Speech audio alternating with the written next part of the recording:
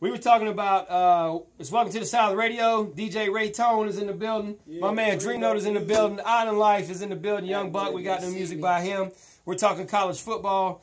Shout out to Heroes Media Group. Always shout out to Heroes Media Group. For most of you guys who don't know, if you're a veteran or active duty looking to transition, go to heroesmediagroup.com. Check out the website. There's always some kind of empowerment tool, entrepreneurship tool, anything that you need to transition from military to civilian life. Heroesmediagroup.com. Check it out.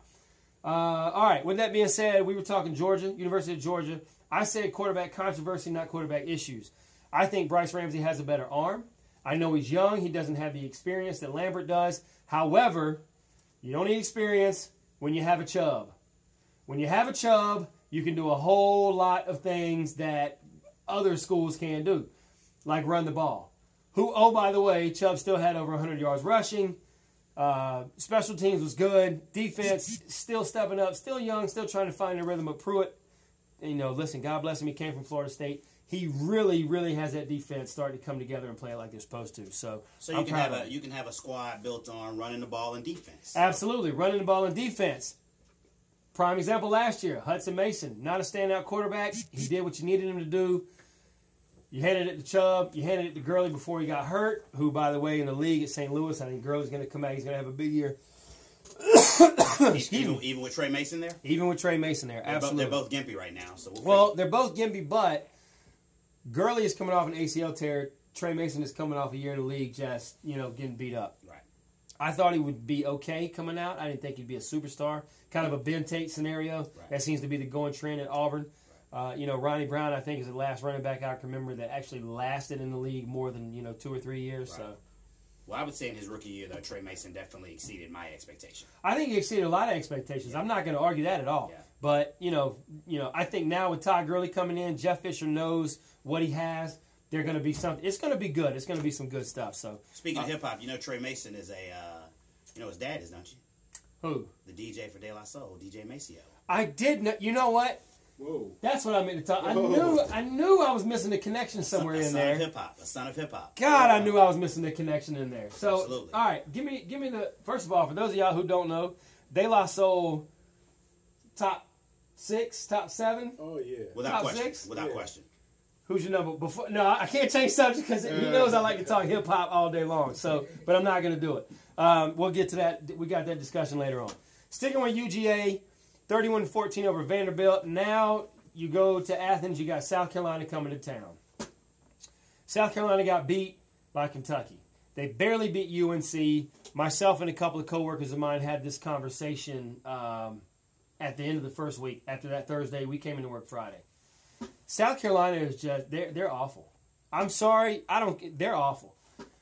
I expect Georgia, if they go into Athens with their heads screwed on tight, they will win. It could easily win by 20.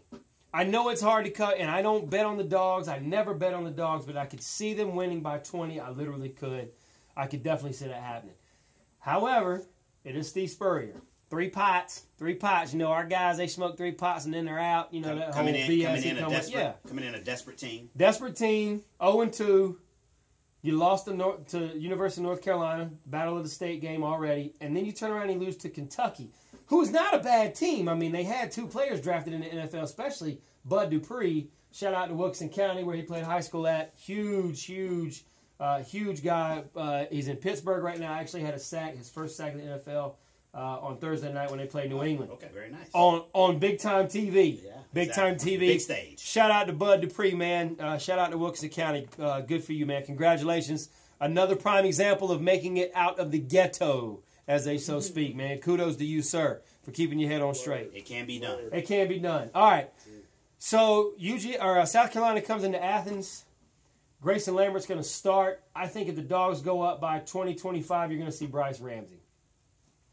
I really and truly hope that the Dogs go up by 20-25. Because you clearly want to see this guy. I want to see Ramsey. I know he's young, but I've seen him, even last year, he had some intangibles that you can't teach. It's just natural ability. And the boy's got a cannon. The boy has got a cannon on him. Not saying that Lambert doesn't, but as the year progressed at Virginia last year, I saw him diminish. and deteriorate and go backwards when he should have been going forwards. For Ramsey, there's nowhere really to go back other than you just absolutely would suck, and in which case you probably shouldn't be playing football in the first place. Georgia's got another young stud coming up next year. I'd like to see him redshirt.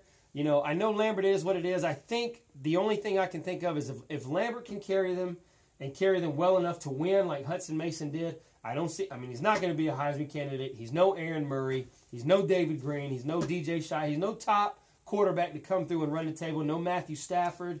You know, he's not there. It's not him. If he finishes this year, Ramsey comes in. I think Ramsey gets the ball next year. Batu Faton is a great quarterback.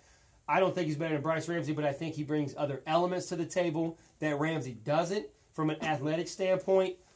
But in that system, under Mark Richt, under Shanahan, I just don't see. It's tough for me to put Faton over Ramsey. Now, with that being said, any fan that wants to chime in, by all means, the Twitter line is wide open.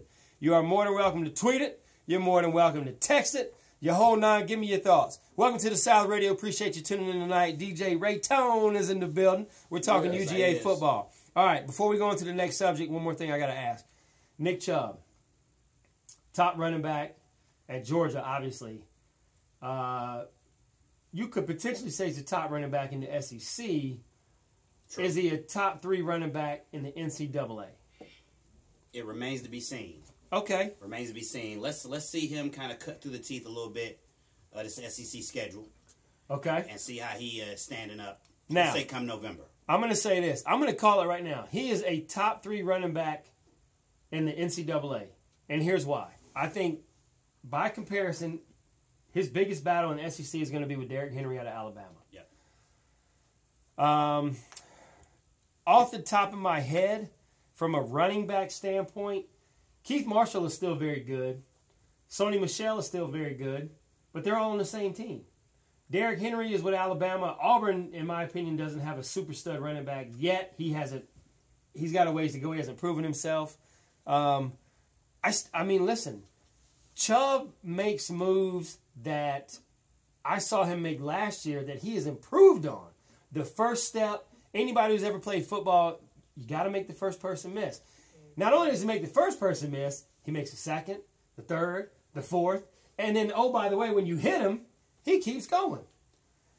Nick Chubb, you heard it here first, top 3 Heisman finalists, right behind my man from quarterback from USC, Kessler, and potentially could be Derrick Henry out of Alabama, and then, of course, my guy from TCU, I can't think of his name, but the quarterback at TCU, he's got a potential to go as well. Of course, and then they say the quarterback, Ezekiel Elliott is your other running back I was trying to think of. So Ezekiel Elliott, Derrick Henry, Nick Chubb.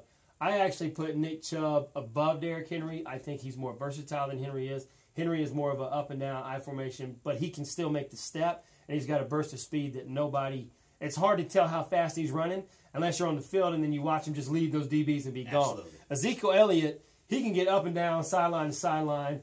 I just think with the hype between all the quarterbacks with Cardale Jones and Braxton Miller, who's now a turned wide receiver, who had a hell of a game this past week as well, and probably has one of the best spin moves on the internet right now. Did you see that? Oh, it was absolutely insane. I know you're a Buckeye fan too, so so that hands down. So there you go. You had it here. Welcome to the South Radio. We're talking NCAA, college football, University of Georgia. We will be right back right after right after I play a little song.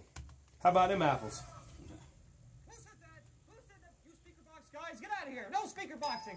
I hate speaker boxes. And certainly no love below.